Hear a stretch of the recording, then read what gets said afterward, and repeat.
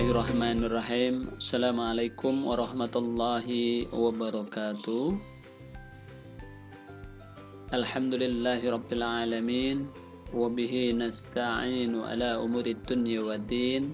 Sayyidina wa maulana Muhammadin wa ala alihi wa sahbihi ajma'in. Anak-anak, pertama-tama kita panjatkan puja dan puji syukur kehadirat Allah Subhanahu wa taala, Tuhan yang Maha Esa, atas karunia, atas limpahan rahmat dan nikmatnya, sehingga kita bisa bertemu, bisa bersua dalam kegiatan penyampaian materi dan pembahasan materi K3LH dan budaya kerja dalam rangka pembekalan praktek kerja lapangan PKL yang insya Allah beberapa waktu ke depan akan Anda laksanakan.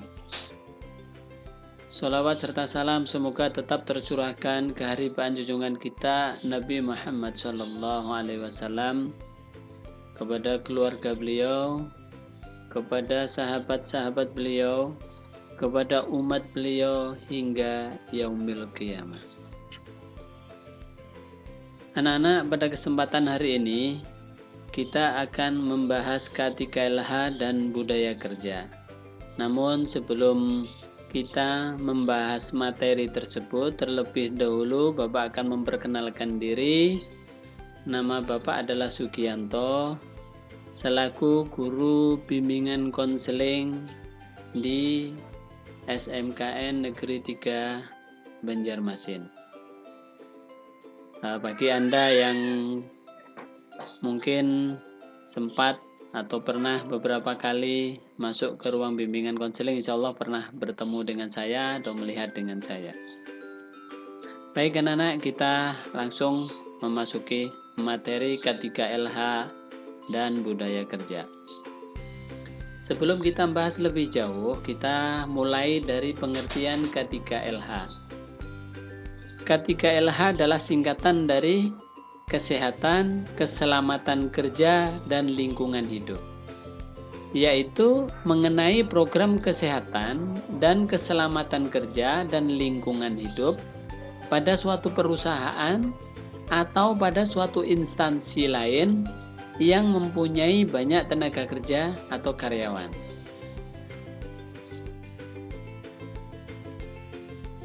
Definisi yang lain dari K3LH adalah suatu upaya perlindungan agar karyawan atau tenaga kerja selalu dalam keadaan selamat dan sehat selama melakukan pekerjaan di tempat kerja, termasuk juga orang lain yang memasuki tempat kerja maupun proses produk dapat secara aman dalam memproduksinya.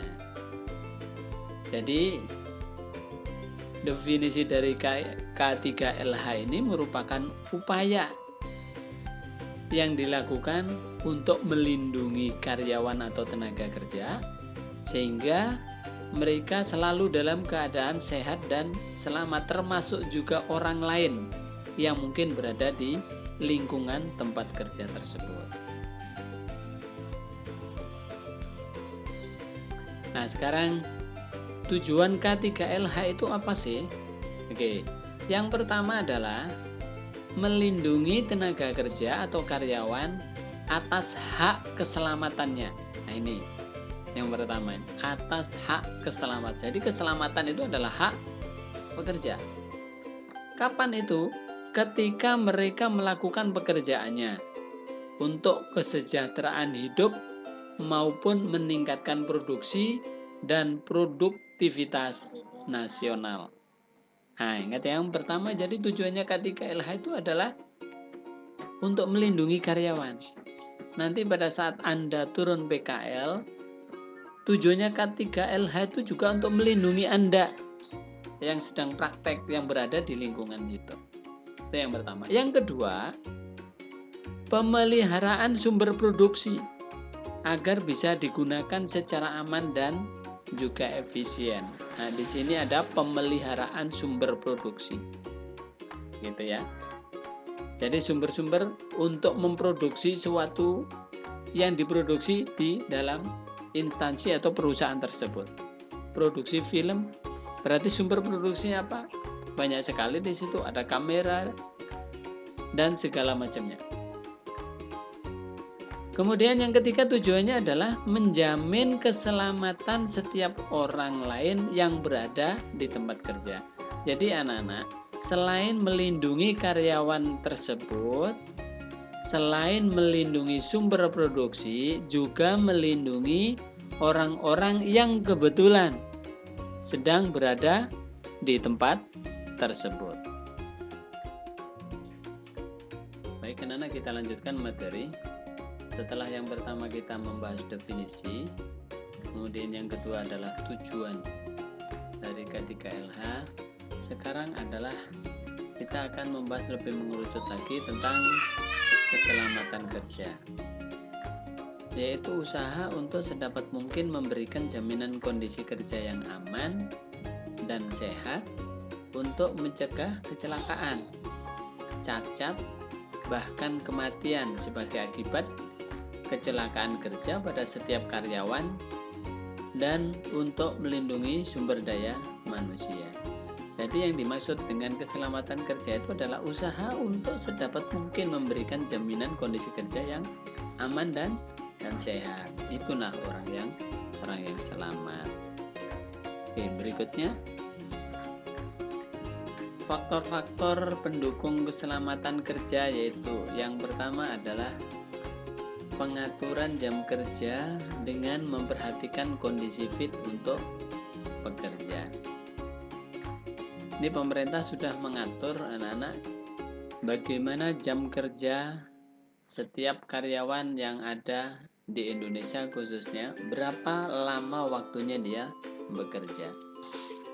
Standarnya adalah satu hari itu 8 jam. Kalau misalkan bekerja mulai dari jam 8, maka jam 4 sore sudah istirahat. Itu.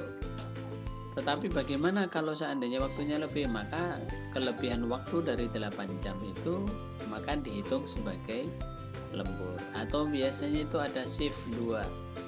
Kalau perusahaan atau instansi itu operasionalnya sampai 24 jam, maka dalam satu hari, satu malam atau 24 jam itu biasanya ada 3 shift. Ya. Ada 3 shift. Shift pertama, shift kedua, dan shift ketiga akhirnya kembali lagi ke jam 8. Gitu. Jadi faktor pendukung keselamatan kerja yang pertama adalah pengaturan jam kerja. Kemudian yang kedua, pengaturan jam istirahat yang memadai untuk menjaga kestabilan untuk bekerja. Jadi dari 8 jam kerja tersebut itu ada sela-sela waktu untuk istirahat di dalamnya, di mana para pekerja itu bisa misalkan digunakan waktu istirahat untuk bersantai, istirahat, makan mungkin, atau mungkin untuk sholat bagi yang bisa. Yang kedua. Yang ketiga, pengaturan penggunaan peralatan kantor yang menjamin kesehatan kerja pekerja. Pengaturan penggunaan peralatan kantor. Jadi penggunaan alat-alat kantor atau sumber-sumber produksi itu ada SOP-nya. Maka tidak sembarangan orang mempergunakan itu tanpa melalui atau tanpa memperhatikan SOP. Itu. Yang pertama adalah untuk menjaga kesehatan pekerja itu sendiri. Yang kedua adalah untuk menjaga keamanan dari sumber produksi tersebut. Misalkan komputer. Bagaimana SOP menghidupkan komputer atau menghidupi komputer? Ya, kemudian bagaimana SOP untuk mematikan komputer? Kan ada itu. Tidak bisa langsung tekan aja tombol on off-nya misalkan. Tidak bisa seperti itu. Ada prosedurnya. Oke, yang keempat, pengaturan sikap tubuh dan anggota badan yang efektif yang tidak menimbulkan gangguan ketika bekerja. Jadi mengatur sikap tubuh dan anggota badan yang efektif bagi pekerja itu pada saat kerja. Ada aturannya.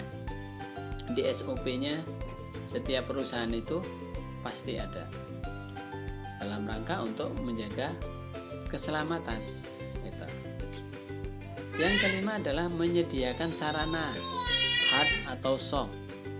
Hard itu keras, sarana keras, perangkat keras ya, atau soft misalkan aplikasi-aplikasi. Kalau hard misalkan untuk kerja karyawan pembangunan jalan, maka dia harus memakai topi pelindung, kemudian bisa juga rompi, nah, gitu ya, rompi berwarna. Untuk soft berarti aplikasi untuk melindungi bagaimana aplikasi itu disediakan untuk melindungi keselamatan bagi para pekerja. Jadi faktor-faktor yang mendukung untuk keselamatan kerja itu ada 5 ya. Berikutnya, kalau tadi adalah keselamatan kerja, sekarang adalah kesehatan kerja. Apa itu yang dimaksud dengan kesehatan kerja? Yaitu suatu kondisi yang optimal atau maksimal dengan menunjukkan keadaan yang fit untuk mendukung terlaksananya kegiatan kerja dalam rangka menyelesaikan penyelesaian pekerja secara efektif. Ini yang dimaksud dengan kesehatan kerja. Kita lanjutkan. Terus faktor-faktor apa saja yang mendukung kesehatan kerja itu? Oke. Kalau tadi adalah keselamatan kerja, sekarang adalah kesehatan kerja. Jadi gimana untuk menjaga kesehatan pekerja? Yang pertama adalah pola makan yang sehat dan bergizi. Ini biasanya di instansi tertentu itu karyawannya itu diberi makan itu ya, memang dapat jatah begitu, dan itu sangat memperhatikan gizi itu. Kemudian yang kedua adalah pola pengaturan jam kerja yang tidak mengganggu kesehatan kerja. Nah, ini.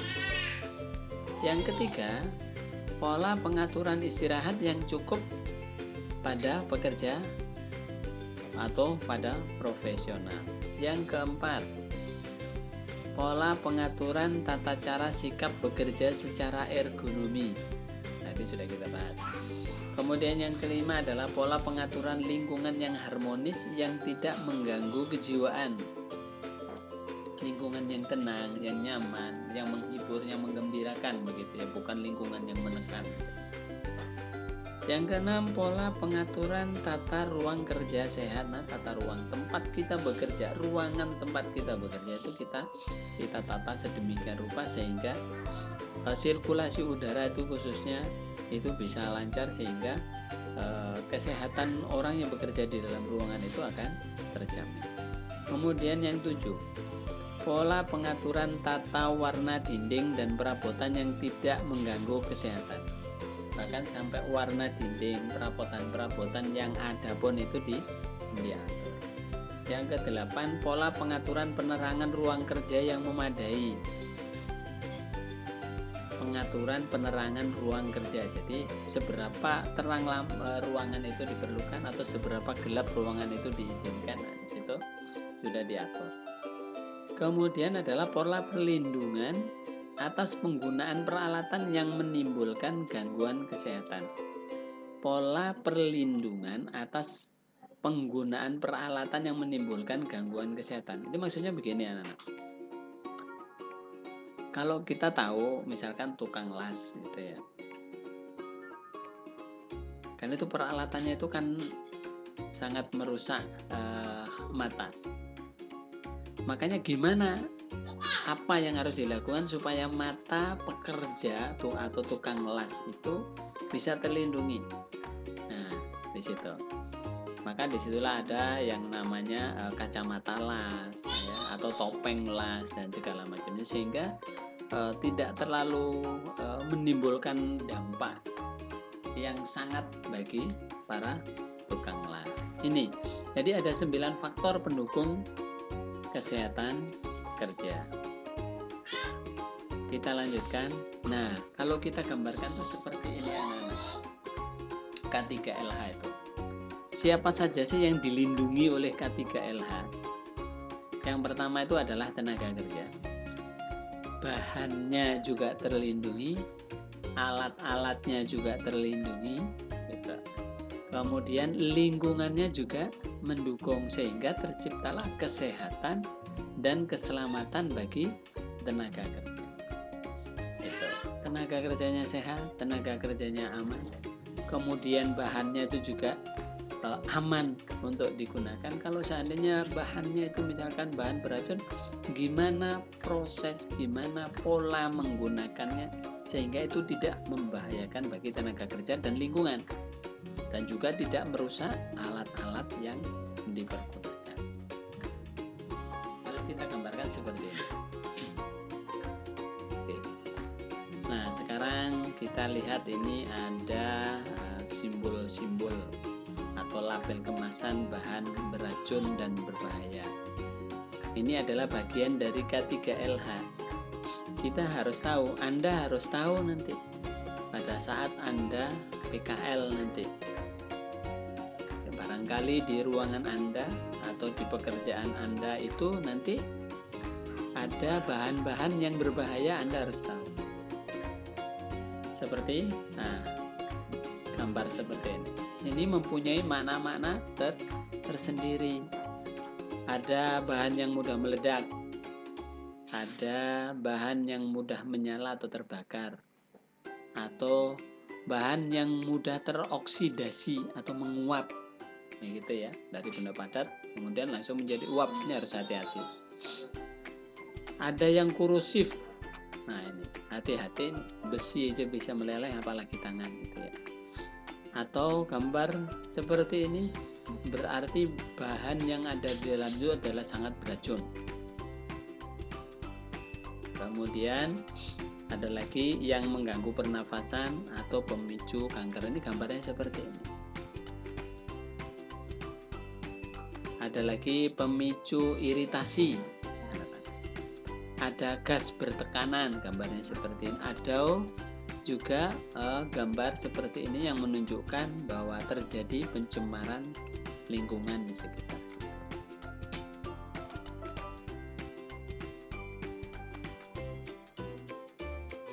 Baik anak-anak, kita lanjutkan pembahasan kita.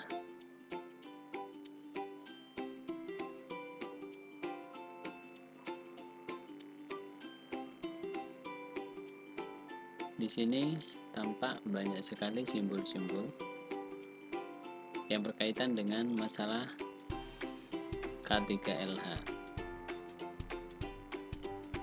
Ini masih sedikit sebetulnya dan masih banyak lagi tanda-tanda atau simbol-simbol yang berkaitan dengan kesehatan dan keselamatan kerja. Di sini misalkan contoh gambar yang bawah, hati-hati area pengelasan. Nah, di area pengelasan seperti ini bahaya sengatan listrik, percikan api. Nah, itu sangat mungkin terjadi. Makanya harus hati-hati. Ada tanda seperti itu. Oke. Berikutnya di sini ada hati-hati area pengisian aki.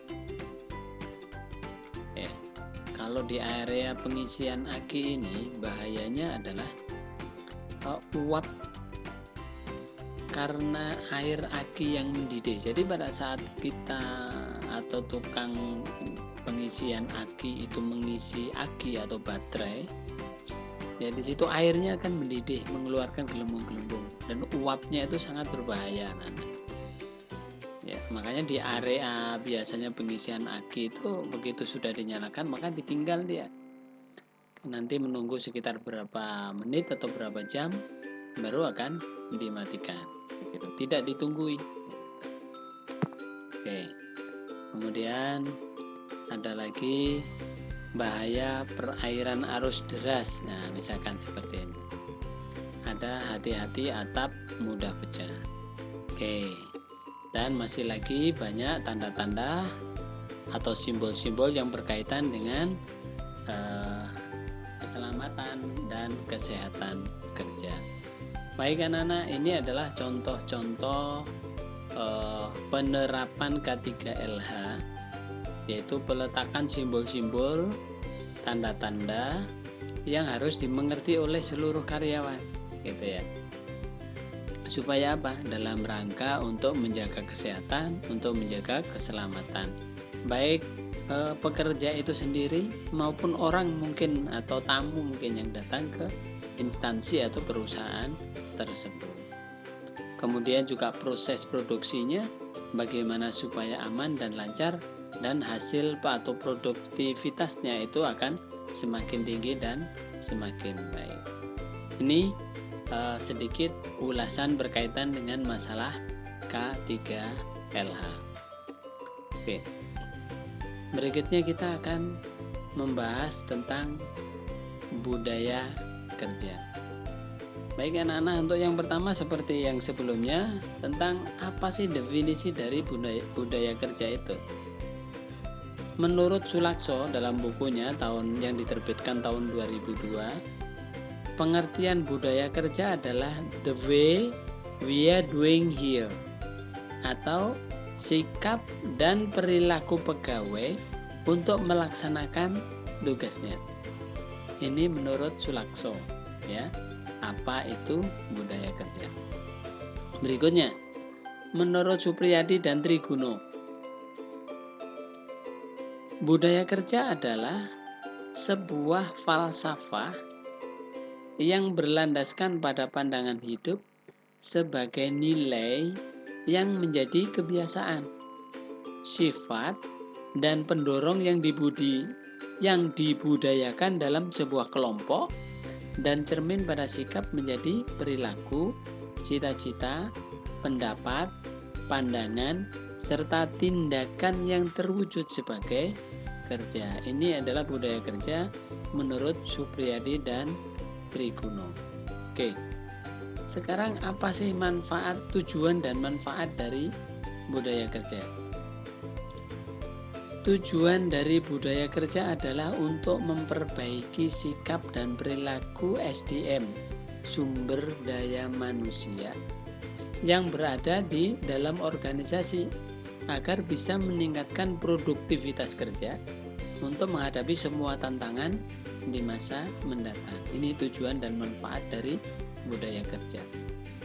Sekarang manfaat budaya kerja itu apa? Yang pertama, meningkatkan jiwa gotong royong, meningkatkan kebersamaan, menumbuhkan sikap keterbukaan satu sama lain, meningkatkan jiwa kekeluargaan, meningkatkan rasa kekeluargaan, membangun komunikasi yang lebih baik, meningkatkan produktivitas kerja, tanggap dengan perkembangan dunia luar.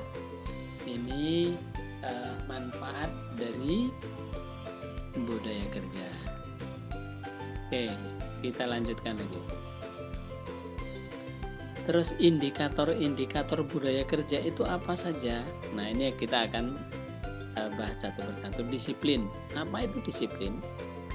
Perilaku yang selalu berlandaskan pada peraturan atau norma yang berlaku di dalam atau di luar perusahaan. Setiap karyawan yang memiliki kedisiplinan yang tinggi akan menjalankan semua tata tertib dengan baik dan bertanggung jawab. Jadi salah satu ciri anak-anak atau indikator bahwa seseorang itu berbudaya kerja itu adalah disiplin. Ya. Disiplin apa saja yang masuk dalam disiplin? Misalkan disiplin dalam kehadiran. Kalau di dalam suatu perusahaan atau instansi itu ditentukan jam kerja itu mulai jam 8, maka karyawan ya atau para pekerja itu datang sebelum jam 8 atau minimal pada saat jam 8. Itu sudah terlambat sebetulnya. Kenapa? Karena harus melakukan persiapan. Banyak hal yang harus disiapkan sebelum dia melakukan kerja. Maka hal yang terbaik itu kalau jam kerja mulai jam 8, setidaknya adalah sebelum jam 8 itu sudah ada di tempat kerja. Itu disiplin kerja. Oke, kemudian pulang kerja juga demikian, ada batas waktu. Misalkan jam 4, menunggu jam 4. Ya.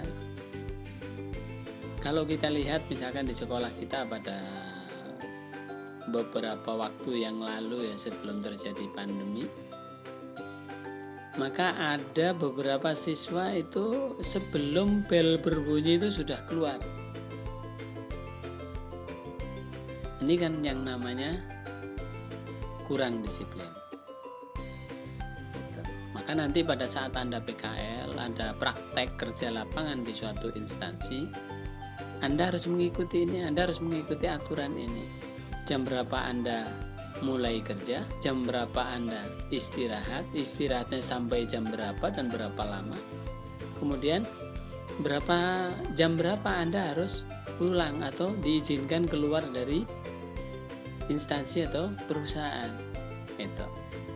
Kenapa ini penting? Ini adalah PKL, ini adalah area belajar. Waktu Anda belajar mendisiplinkan diri. Karena bukan tidak mungkin setelah Anda lulus, apalagi Anda sudah kelas 3 misalkan pada PKL ini. Maka tidak lama lagi Anda akan keluar dari SMK 3, lulus dari SMK 3. Maka ada 3 kemungkinan: Anda bekerja setelah lulus, atau Anda melanjutkan nanti setelah lulus, atau Anda berwirausaha. 3 itu yang diharapkan. Tapi yang paling diharapkan adalah begitu Anda lulus, Anda bekerja. Bagaimana Anda bisa meningkatkan karir kalau Anda nanti tidak disiplin misalkan di tempat pekerjaan? Itu ya, disiplin datang, disiplin istirahat, disiplin pada saat pulang. Kemudian gimana tertib dan disiplinnya baju seragam yang dipakai atau kostum yang dipakai sesuai tidak dengan aturan perusahaan. Nah, seperti itu. Itu namanya disiplin. Ya. Pada saat mengelas misalkan tidak memakai pelindung wajah atau pelindung mata misalkan. Bukan gaya-gayaan seperti itu. Kalau orang disiplin itu pasti menggunakan pelindung untuk kesehatan dan keselamatannya. Karena itulah budaya kerja itu. Oke, itu yang pertama. Indikator budaya kerja yang pertama itu adalah disiplin yang diwujudkan dalam perilaku keseharian pada saat kegiatan dia bekerja. Oke, berikutnya adalah keterbukaan. Apa itu keterbukaan?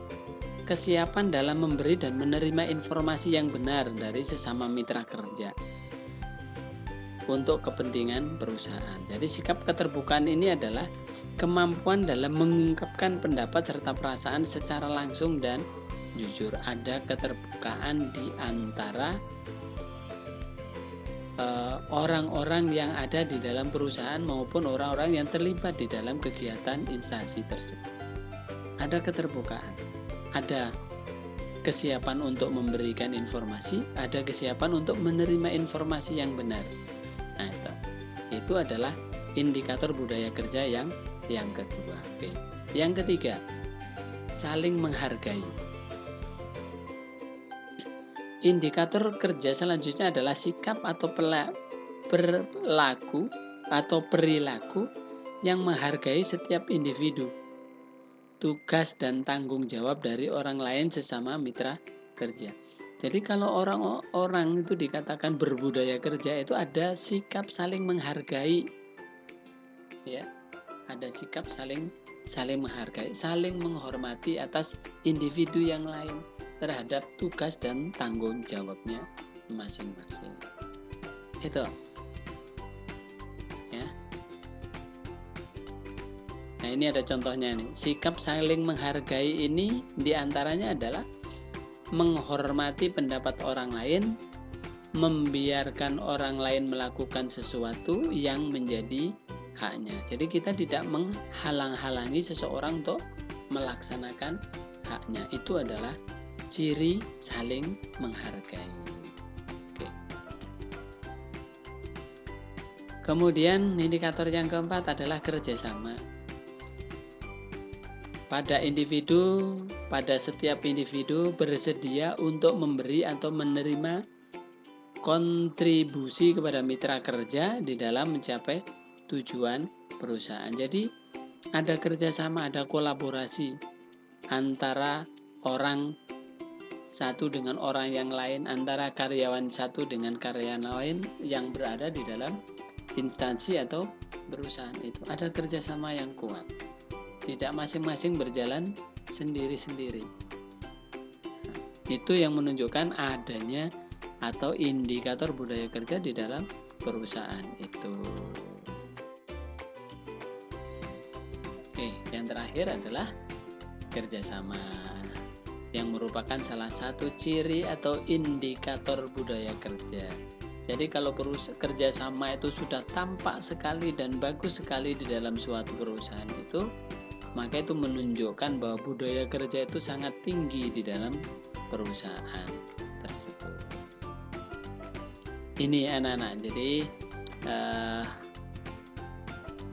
budaya kerja di dalam suatu perusahaan itu adalah hal yang sangat penting selain dari K3LH. Jadi kedua-duanya ini penting untuk dilakukan, penting untuk dilaksanakan demi keberhasilan perusahaan itu untuk mencapai tujuannya. Demikian anak-anak sekilas informasi ulasan materi berkaitan dengan K3LH maupun dengan budaya kerja.